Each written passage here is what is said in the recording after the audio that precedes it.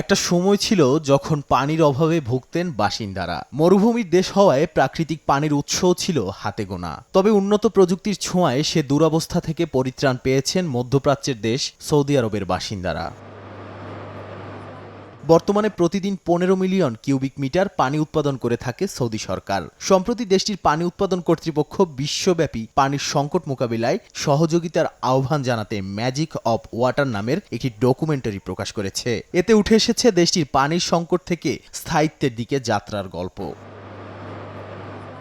শক্তি দক্ষতায় ঘন্টায় 2.3 কিলোওয়াট প্রতি কিউবিক মিটার এবং 2019 সাল থেকে কার্বন নির্গমন 37 মিলিয়ন টন কমানোর মাধ্যমে বৈশ্বিক মান নির্ধারণ করেছে সৌদি সরকার, যা অন্যান্য দেশগুলোর জন্য অনুসরণীয় হয়ে উঠেছে।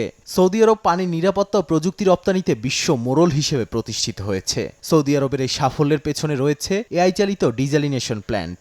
ডিজালিনেশন প্রকল্পে স্থানীয়ভাবে 65% উৎপাদন করে অর্থনৈতিক প্রবৃদ্ধি ও উচ্চ দক্ষতার কর্মসংস্থান সৃষ্টি করেছে।